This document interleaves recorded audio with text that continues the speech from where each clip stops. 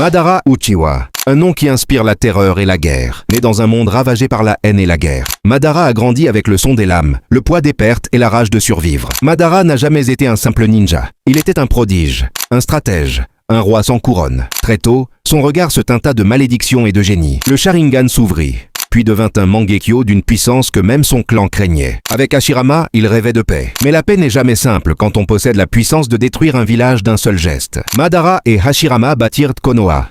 Puis, il réalisa que l'humanité n'était pas prête pour son idéal. Alors il tourna le dos au monde. Et le monde n'a plus jamais été le même. Pris d'un profond désir de recréer le monde à sa guise, Madara finit par s'opposer à son meilleur ami, Hashirama. Les deux se livrèrent un combat digne des dieux à la vallée de la faim. À l'issue du combat, Madara perdit et fut transpercé par Hashirama. Aux yeux du monde, Madara Uchiwa était mort. Mais Madara n'est jamais mort ce jour-là. Il utilisa un Izanagi parfait, une illusion sur sa propre mort. Aux yeux de tous, il avait disparu. En réalité, il venait de renaître. Madara se retira du monde. Il voulait la paix. Mais il savait que les hommes détruisent toujours ce qu'ils construisent dans le cycle éternel de la violence. Alors il imagina un plan. Un monde sans guerre, sans conflit, sans souffrance. Un monde parfait, sous son contrôle. Vieillissant, mourant, mais fusionnant lentement son chakra aux cellules d'Hashirama. Ce mélange était la clé du pouvoir de la métampsychose, le Rinnegan. Alors il prépara sa résurrection. Il tira les ficelles de l'ombre. Il façonna Obito comme un héritier. Enfin, grâce à la technique de Kabuto, Madara revient sous forme d'Edo Tensei. À lui seul,